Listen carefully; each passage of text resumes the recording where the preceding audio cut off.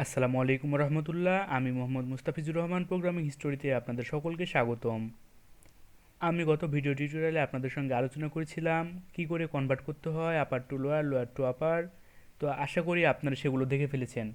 তো আজকে যেটা আমরা শিখবো সেটা হচ্ছে লাইব্রেরি ফাংশন ইউজ করে কি করে আপার কেস থেকে লোয়ার কেস থেকে আপার কেসে নিয়ে যাওয়া যায়, অর্থাৎ ছোট হাতের থেকে বড় হাতে নিয়ে যাওয়া যায়। তার জন্য আমরা প্রথমত একটা সিনট্যাক্স তৈরি করে ফেলবো।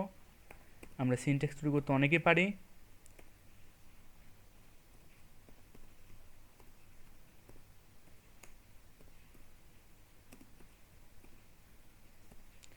আশা করি এই পর্যন্ত আপনারা সকলে কাজ শুরু করে দিয়েছেন ভালো করে, এবং অনেকেই প্রোগ্রামিং সলভ করতে প্রায় শিখে গেছেন কি করে আপনারা প্রোগ্রামিং শুরু করবেন। তো আমাদের সিনট্যাক্সটা রেডি হয়ে গেছে, আমাদের একটা সিনট্যাক্স রেডি হয়ে গেছে।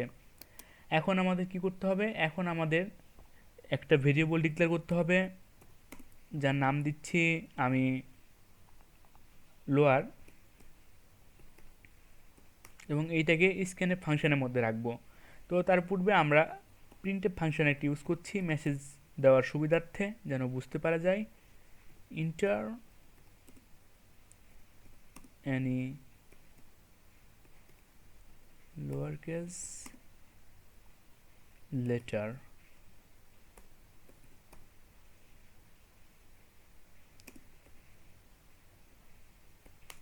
তো এখন এটাকে আমরা স্ক্যানএফ ফাংশনের মধ্যে রাখবো। দুঃখিত, যেহেতু এইটা আমাদের ক্যারেক্টার সেহেতু এইটার ফরম্যাট স্পেসিফাই হবে %c, এবং আমাদের ভেরিয়েবল নামটা বলে দিতে হবে অ্যান লোয়ার। জাস্ট এতটুকুই কাজ। তো এতটুকুই কাজ করলো, তার জন্য আমরা একটু পেইন্টে দেখে নিই। আমরা সকলেই জানি এই পর্যন্ত কী কী কাজ করেছে। আমরা একটা মেমোরি তৈরি করে নিচ্ছি। এখানে আমরা মেমোরি জানি কী করে কাজ করে। আমি অনেকবার আপনাদের দেখিয়েছি কী করে একটি মেমোরি কাজ করে। এখানে একটা লোয়ার নামে মেমোরিতে জায়গা তৈরি করে নিচ্ছে। আমি যে ভেরিয়েবল নামটা লিখেছি লোয়ার, সে লোয়ার নামে একটা ভেরিয়েবল মেমোরিতে এত বড় একটা জায়গা তৈরি করে নিয়েছে। এইভাবে মেমোরিগুলো কাজ করে থাকে। এবং এখানে যখন আমি ইনপুট দিব এ বি সি, তখনই সে সেইভাবে নিতে থাকবে। ধরুন আমি এ ইনপুট নিলাম, তখন এটার থেকে যাবে, এবং যখন আমি বি ইনপুট নিব তখন এটা কেটে যাবে। এইভাবে মেমোরিতে জায়গা নিতে থাকে। তো চলুন, আমরা এই পর্যন্ত ইনপুট নেওয়া কাজ পর্যন্ত শিখে গেছি। এখন আমরা কি করব? এখন আমরা হচ্ছে যেইটা ইউজ করব লাইব্রেরি ফাংশন, তার নাম হচ্ছে টু আপার। টু আপার আমরা লাইব্রেরি ফাংশনটা এখন ইউজ করব। টু আপার নামে সি প্রোগ্রামিং একটা লাইব্রেরি ফাংশন আছে, যেটা কাজ কি আমরা এখন বুঝতে পারবো। তো টু আবার লেখার পর আমাদেরকে অবশ্যই ফার্স্ট ব্র্যাকেট দিতে হবে, এবং ফার্স্ট ব্র্যাকেট দিয়ে শেষ করতে হবে।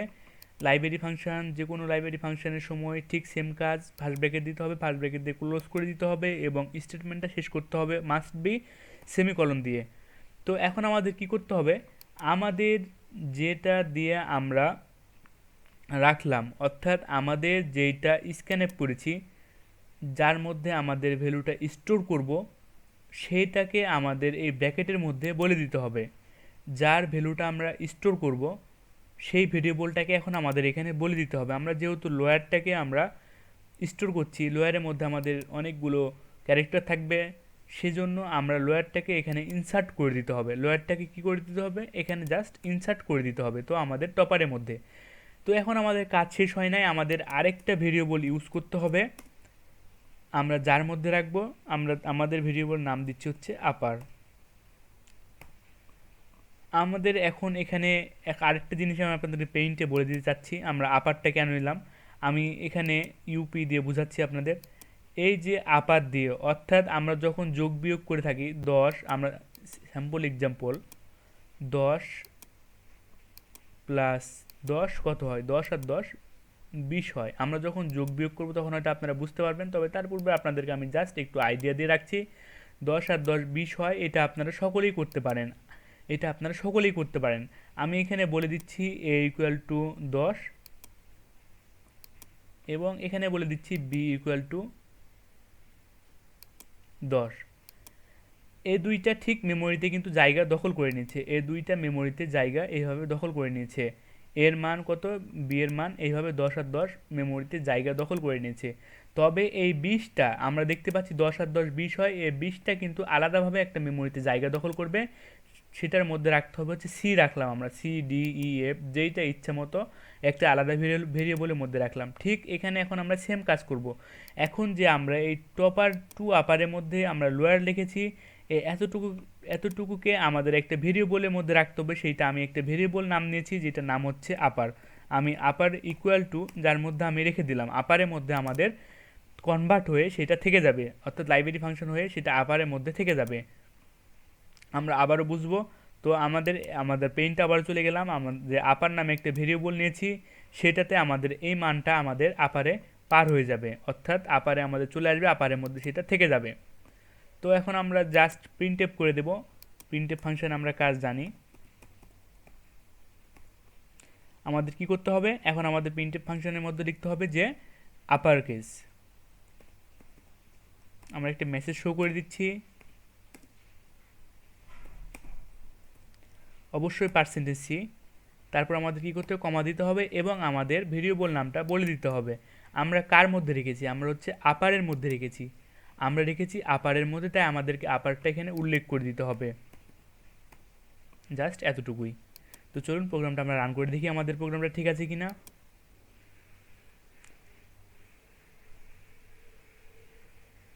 আমরা বিউইল্ডটা রান করেছি এবং আমরা এখানে দিচ্ছি হচ্ছে স্মল এ।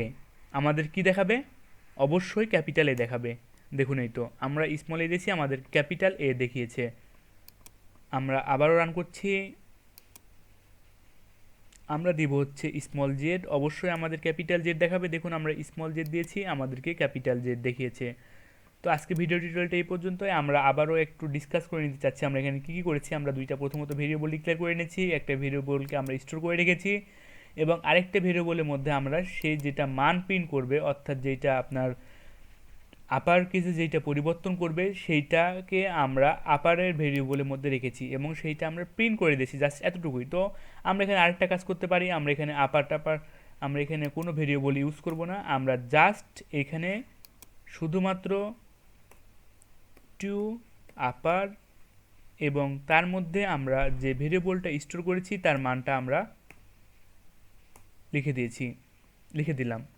যে ভেরিয়েবলটাকে আমরা স্টোর করেছি সেই ভেরিয়েবলটা আমরা জাস্ট টু আপার ফাংশন ইউজ করে এর মধ্যে লিখে দিয়েছি। তো চলুন এখন প্রোগ্রামটা আমরা রান করে দেখি ঠিক আছে কিনা। আমরা দিচ্ছি হচ্ছে এফ, তো দেখুন আমাদের দেখিয়েছে ক্যাপিটাল এফ। তো আশা করি আপনারা সকলে বুঝতে পেরেছেন। আজকে ভিডিও টিউটোরিয়ালটা এই পর্যন্তই। ভালো থাকুন, সুস্থ থাকুন, ধন্যবাদ সকলকে।